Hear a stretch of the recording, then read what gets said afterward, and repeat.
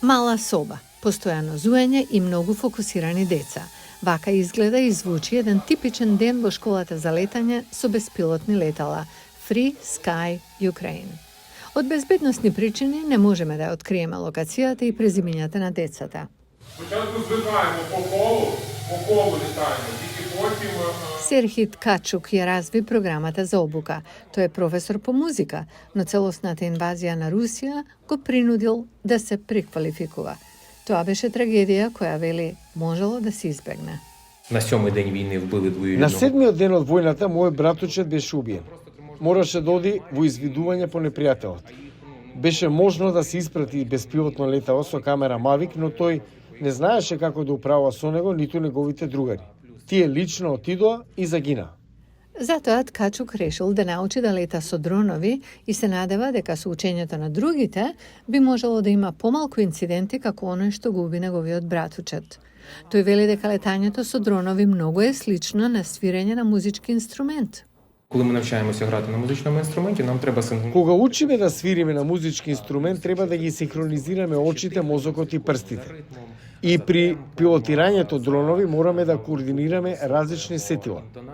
Работејќи со војската, Ткачук видел колку малку време има за обука. Затоа тој создал посеопфатен курс за деца кој вклучува инженерство, роботика и поправка на дронови. Якщо підняти цей стік, Дронот ќе лета нагоре ако ја подигнете палката. Ако се спушти, се спушта. Ова е навалување напред-назад, лево-десно. Ова е свртување во место. Дейвид сака да снима видеа со дронови. Лиза има друга цел – да научи како да управува со големи дронови.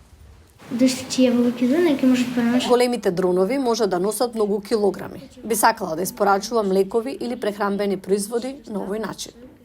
Некои деца се од армиски семејства. Часовите за нив се бесплатни.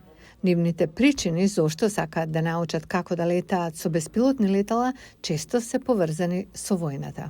Мій тато він військовий. Татко ми е војник и управува со дронови. Затоа решив дека ќе биде супер ако и јас научам. Плюс сега има војна.